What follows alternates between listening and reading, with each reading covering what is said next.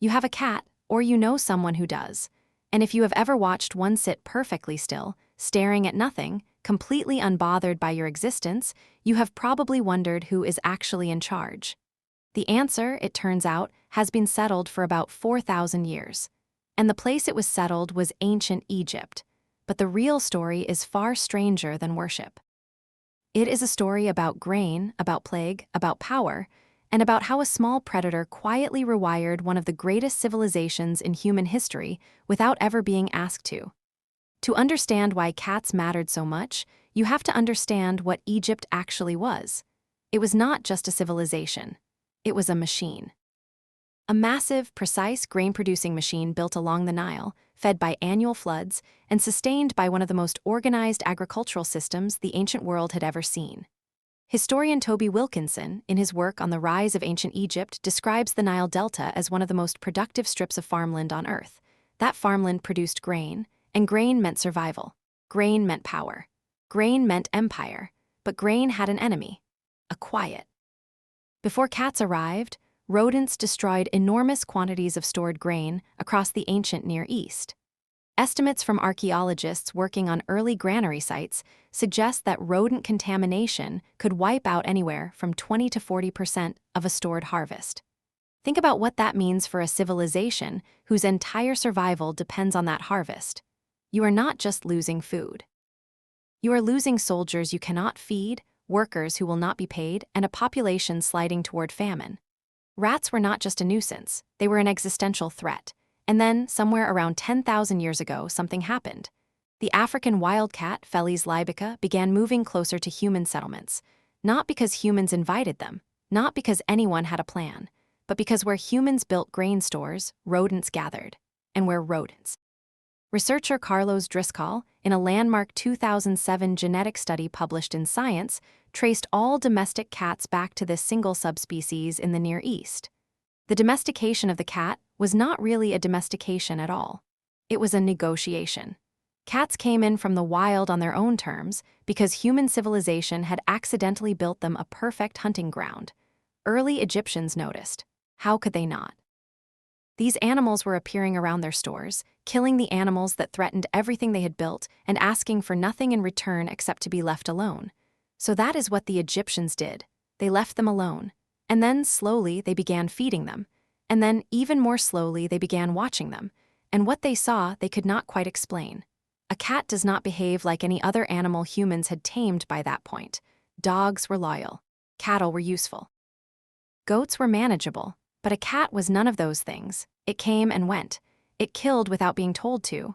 It looked at you with flat, unreadable eyes and seemed to calculate something. It moved with a precision that felt almost deliberate. Ancient Egyptians, who saw the world as layered with divine forces, looked at this animal and reached a very specific conclusion. This was not just a useful creature. This was something else. By the Middle Kingdom period, around 2000 BCE, cats appear in Egyptian art with increasing frequency. They sit beneath chairs. They wear jeweled collars. They are painted alongside women in domestic scenes in ways that suggest companionship rather than utility. Egyptologist Jeremy Malek, in his book The Cat in Ancient Egypt, documents the gradual elevation of the cat from useful visitor to household member to something approaching the sacred. And it was not random. It followed a very clear logic. The more urban Egypt became, the more its grain stores mattered, and the more anyone or anything that protected those stores became valuable beyond calculation. The goddess Bastet makes this logic explicit.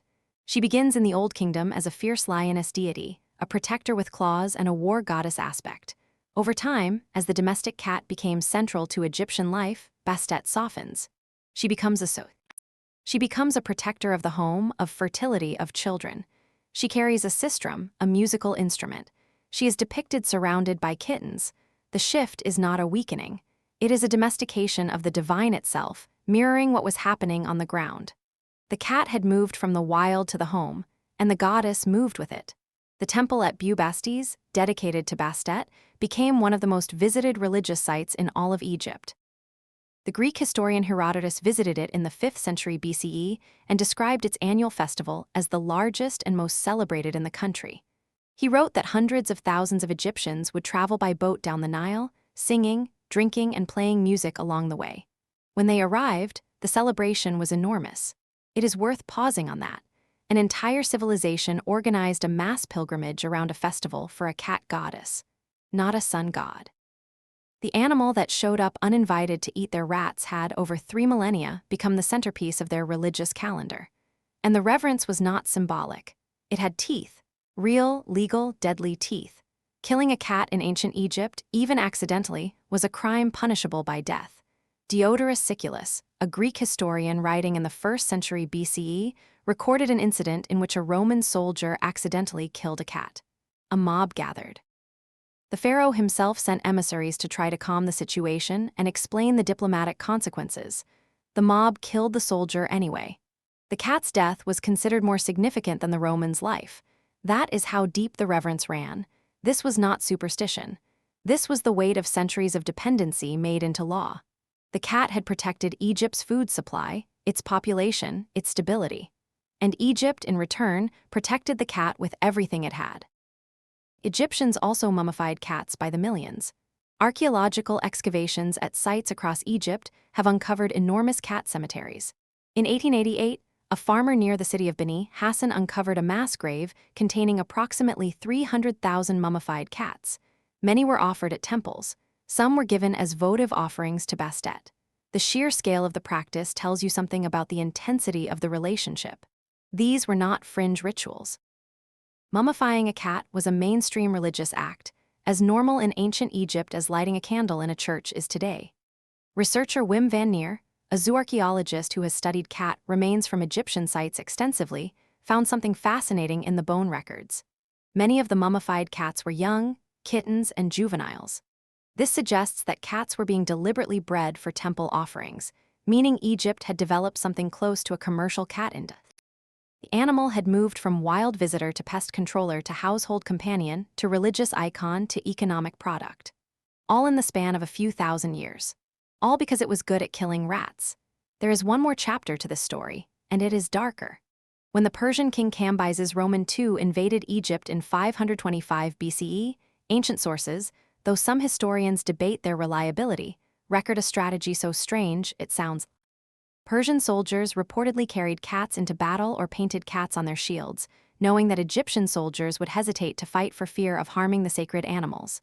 Whether or not the story is literally true, it tells you something true about how the world perceived Egypt's relationship with cats. It was not just a quirk. It was a vulnerability.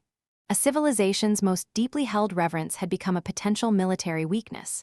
But zoom out further. Because the cat was not just in Egypt. Egyptian trade routes, merchants, and sailors carried domestic cats across the Mediterranean. Genetic studies, including work by Eva Maria Jagel, published in Nature Ecology and Evolution in 2017, traced 2 major waves of cat dispersal from Egypt outward into Europe and the Near East. The ship cat, valued for keeping rodents off vessels, became a fixture of maritime trade.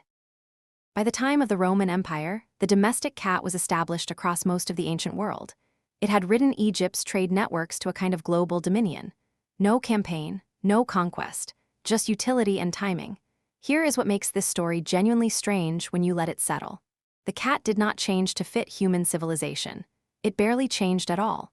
Carlos Driscoll's genetic work showed that domestic cats are barely distinguishable from their. The cat did not become more docile, more obedient, or more social the way dogs did over thousands of years of human selective breeding. It just showed up.